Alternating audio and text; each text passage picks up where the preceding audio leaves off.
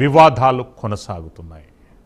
ఈరోజు prime 9 prime 10 డిబేట్లో మనతో పాటు ప్రముఖ ఎకనామిస్ట్ డాక్టర్ పెంటపాటి పుల్లారావు గారు, అంతర్జాతీయ వ్యవహారాలపైన నిష్ణమైనటువంటి వ్యక్తి పెంటపాటి పుల్లారావు గారు లైవ్లో అందుబాటులో ఉంటారు.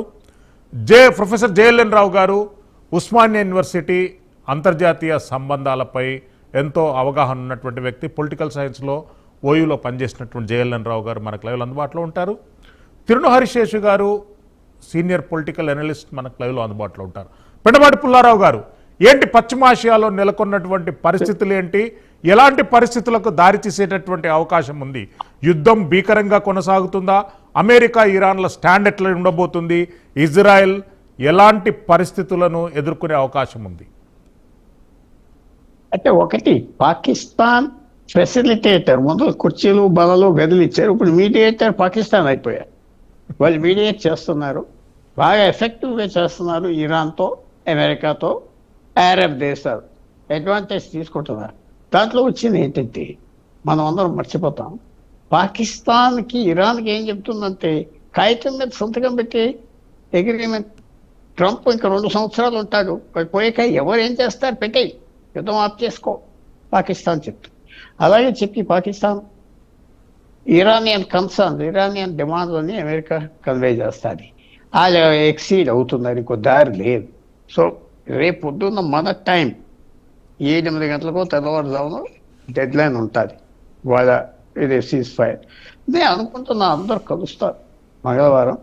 పాకిస్తాన్ నేర్పటం అయితే సంతకం పెట్టి పడాయి, కాగితం ఎవరు చూస్తారు, తర్వాత ట్రంప్ లేనప్పుడు ఎవరు ఎన్ఫోర్స్ చేస్తారు, ఎవరు దబాయిస్తారు.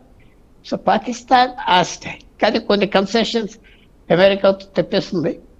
ఆఖరి నిమిషం వరకు ఇప్పుడు కూడా డిక్లేర్ చేయలేదు, అటెండ్ అవుతామో అవ్వమో క్లియర్గా. ఇరానియన్స్లో వాళ్ళు వచ్చేసినట్టుగా ఉన్నారు. అంతా టెన్షన్ బిల్డప్ చేస్తుంది పాకిస్తాన్. టెన్షన్ బిల్డప్ చేస్తే లాస్ట్ మినిట్ సెట్ మళ్ళీ ఫెయిల్ అయిపోతే పెద్ద యుద్ధం స్టార్ట్ అవ్వాలి.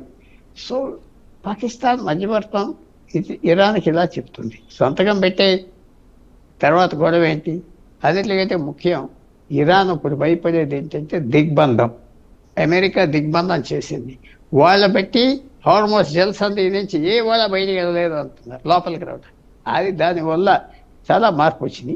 లెవరేజ్ అమెరికాకు వచ్చింది, అంటే అమెరికా అప్పర్ పొజిషన్లో ఉన్నారు. ఈ జల్సంది పని ఈ దిగ్బంధు కంప్లీట్ చేసి. సో మనం తప్పకుండా జరుగుతాయి, టాక్స్ జరుగుతాయి, అగ్రిమెంట్ కూడా వస్తారు. మనకు బయట కనపడేది ఒకటి, లోపల చెప్పుకునేది ఒకటి. ఇదే లోపల చెప్పేది. కొన్ని American sources, European sources, news paper వాటిల్లో పాకిస్తాన్ ఏంటంటే ఏదో రకంగా కాగితం మీద సంతకం పెట్టాలి. ఇరానియన్స్ కూడా అదే చెప్తున్నారు, పెట్టేసి మీరు వెళ్ళిపోండి, మొదల మీ రాజ్యం, మీ గవర్నమెంట్ సేవ్ అవుతుంది కదా. సో పాకిస్తాన్ మాత్రం తప్పకుండా కలుస్తారు, ఛాన్సెస్ కూడా ఉన్నాయి, అగ్రిమెంట్ ఛాన్సెస్ ఉన్నాయి. డొనాల్డ్ ట్రంప్ అవకాశం పోనప్పుడు వాళ్ళ పీస్ తీసుకొచ్చేది మిడిల్ ఈస్ట్ అని చెప్పుకోవటానికి. సో చాలా డెవలప్మెంట్స్ రేపు అవ్వచ్చు.